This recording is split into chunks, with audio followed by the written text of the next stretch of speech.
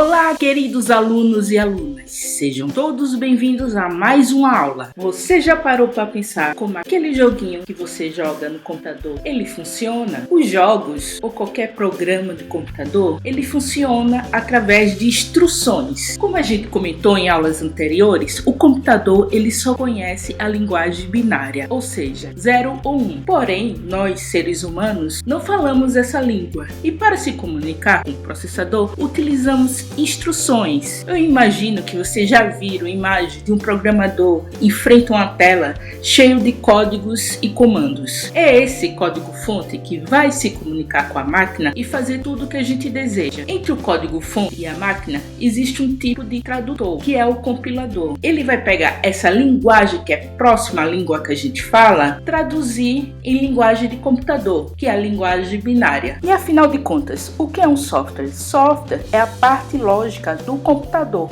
ou seja, aquela sequência de instruções em que o compilador vai traduzir para a linguagem de máquina, e a gente conhece como o programa de computador. Logo, o software representa o conjunto de passos ordenados, instruções ou regras de negócios com o objetivo de resolver problemas dos usuários. O software é feito através de uma linguagem de programação. Existem várias. Tem o Visual Basic, o Java, o Def, C++, entre outros. E podemos classificar o software quanto à sua aplicação e quanto ao tempo de licença. Em relação à utilização do software, podemos classificá-los em 3 tipos. O primeiro tipo é o software de sistema. Acho que já conhecemos aqui nos dispositivos móveis como celular e tablet temos o Android, outros celulares têm o Windows Mobile, nos computadores vimos o Windows, o Mac, o OS X, o Linux.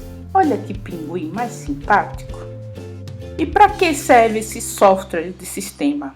Ele funciona como parte fundamental para o correto funcionamento do dispositivo eletrônico, ou seja, ele está o tempo todo se comunicando com a máquina. E tem como função a gerência de todos os componentes dos dispositivos no qual esteja instalado. Portanto, essa gerência é feita em nível de software e de hardware. E também temos o software de programação, que é o conjunto de ferramentas que permite ao programador desenvolver sistemas computacionais, geralmente utilizando linguagem de programação em um ambiente visual de desenvolvimento integrado. Como exemplo, a gente tem o Java, JavaScript, o C, C++, C Sharp.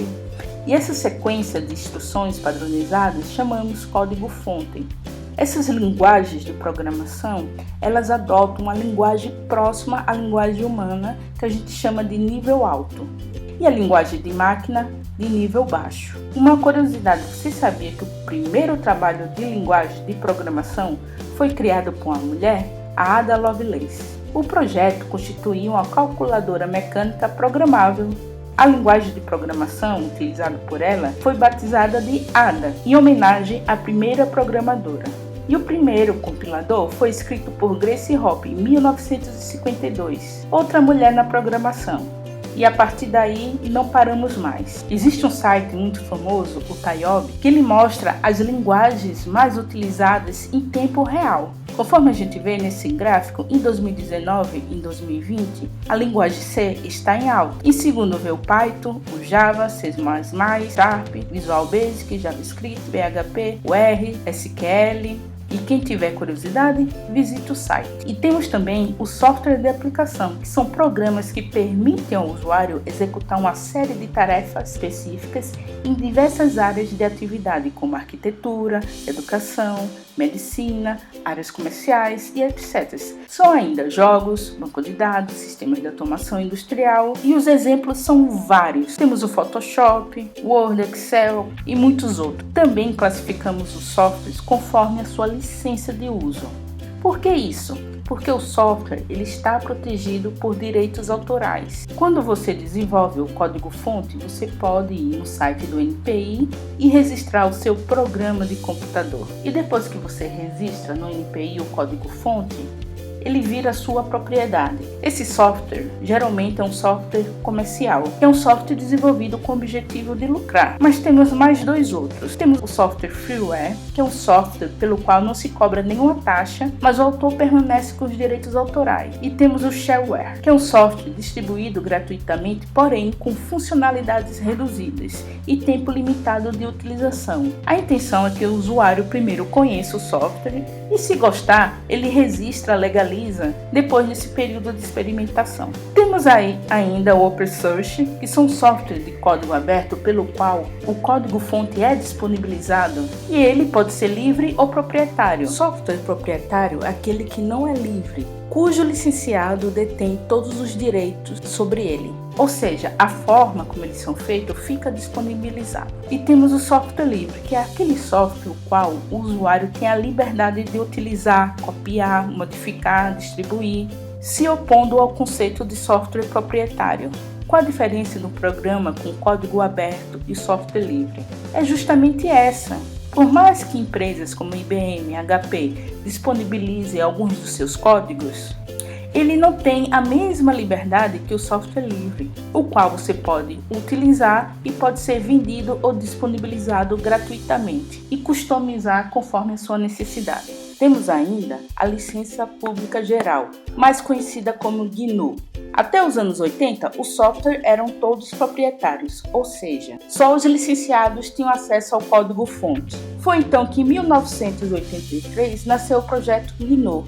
Baseado no software livre, o projeto GNU possibilitava outros usuários terem acesso ao código-fonte e assim avançar coletivamente no projeto de inovação e no desenvolvimento do software. Essa forma de licença tem sido adotada pelo Linux. Ele impede que o software seja integrado no software proprietário e garante os direitos autorais. Não permite que as liberdades originais sejam limitadas, nem que sejam impostas restrições que impeçam a distribuição da mesma forma que foram adquiridos. A segunda licença impõe poucas restrições sobre a forma de uso, alterações, redistribuição do software, e por isso é chamado de Copy Center. O programa pode ser vendido e não precisa incluir o código-fonte. E por fim, o software de domínio público, cujo autor do software relega a propriedade do programa e ele se torna um bem comum, ou seja, não possui copyright. Entretanto, o autor pode restringir que modificações sejam feitas. Vamos agora falar da pirataria de software. A Lei dos Direitos Autorais, que é a Lei 9.609/98, estabelece que a violação de direitos autorais de programas de computador é crime, punível com pena de detenção de 6 meses a 4 anos e multa, além de ser passível de ação civil indenizatória, ou seja, a pessoa pode responder penalmente e ainda tem que pagar uma indenização. Segundo o estudo da BSA, afirma que 47% dos programas instalados em computadores do Brasil são ilegais. 39% dos programas instalados no mundo são ilegais. A Lei de Direitos Autorais, que é a Lei 9.609, estabelece que a violação dos direitos autorais de programas de computador é crime. Tenham muito cuidado quando o assunto é pirataria. Você não vai para o céu. Vamos agora falar sobre o sistema operacional. O sistema operacional é um sistema básico de computador que tem por objetivo alocar recursos de hardware e de software para a resolução dos problemas dos aplicativos, como por exemplo o pacote Office. Representa um sistema de controle do computador. O sistema operacional, portanto, está ali a partir de uma interface gráfica, alocando recursos de hardware e de software. Portanto, ele é um sistema intermediário entre o usuário e o hardware do computador, e é o ambiente para executar os aplicativos. Acredito que todo mundo aqui já teve contato com o sistema operacional. O sistema operacional prepara o ambiente do hardware para o uso, ou seja, faz toda a governança do computador. Provavelmente vocês já tiveram contato com o sistema operacional, o Windows, o Android, o Mac OS X, o Linux, o iOS, que é para dispositivos móveis da Apple, entre outros. Vamos agora falar do meu querido Linux, Ubuntu.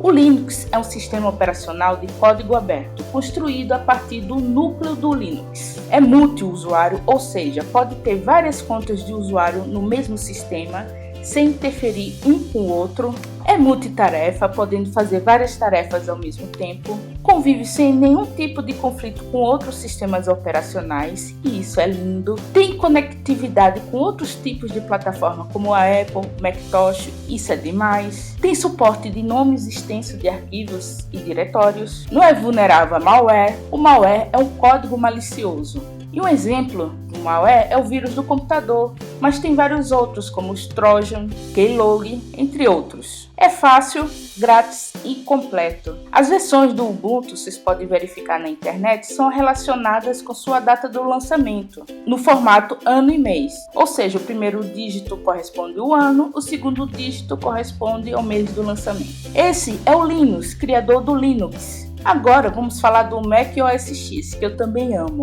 É totalmente gráfico e conhecido pela sua relativa simplicidade de operação. É bastante semelhante ao sistema Windows, foi otimizado por chips que têm mais velocidade, permite rodar um sistema Windows ou Linux, mas é necessária a averiguação de compatibilidade, só funciona em máquinas fabricadas pela própria Apple. E esse é o principal motivo do seu desempenho. O hardware é totalmente dedicado para receber o software, e o software é totalmente dedicado ao hardware. Os Macs são feitos sob medida para o sistema operacional. Assim, não costuma apresentar problemas de configuração, compatibilidades com acessório. Eu estou utilizando o Mac e é verdade. Tem os preços mais elevados que os demais sistemas, isso é triste. E ele foi criado por Steve Jobs e Bill Atkinson em 1984. O Mac OS foi o primeiro sistema operacional a utilizar ícones para representar itens do computador. Sua primeira versão foi lançada em 84 no projeto Macintosh. Agora vamos falar do famoso Windows. É um sistema operacional criado pela Microsoft. É um produto comercial com preços diferenciados para cada uma de suas versões. É um sistema operacional mais usado em computadores pessoais do mundo. Muitas de suas cópias são ilegais. Opa! Sua interface é baseada em itens visuais como ícones, janelas, menus. Para arquivar, não pode usar dois objetos com o mesmo nome na mesma pasta. Não poderá usar caracteres especiais para nomear um arquivo. Deve estar sempre com proteção de antivírus, pois é muito vulnerável aos malware. Tem a grande vantagem de serem compatíveis com programas comerciais e jogos, pois muitos dos aplicativos não têm para Linux e Mac. É monousuário, pode até ter várias contas. Não sei se já viram na abertura do Windows, tem administrador, tem várias contas, mas poderá entrar somente um usuário por vez. Estão aí os criadores do Windows. A primeira versão do Windows foi lançada em 1985 e era inicializado através de linhas de comando do MS-DOS e foi fundada por Bill Gates e Paul Allen. Para quem não conhece o Linux, na versão Ubuntu, essa é a tela de login do Ubuntu, essa é a tela de login do Mac. Nas versões recentes já temos outras, mas a essência é a mesma. E a tela de login do Windows 10. Veja que o sistema operacional Linux trabalha com interface gráfica bem interessante. E para quem conhece outros sistemas operacionais, é uma interface gráfica até um certo ponto intuitiva. E essa é a área de trabalho do Mac OS X. Com relação ao Windows, temos aqui a área de trabalho do Windows 7 e a área de trabalho do Windows 10. No Ubuntu, essa é a parte do gerenciamento de arquivos. Temos aqui a área de gerenciamento de arquivos do Mac. Agora vimos a área de gerenciamento de arquivos do Windows. Na próxima aula a gente vai aprender como gerenciar esses arquivos. Espero que tenham gostado. Até a próxima aula!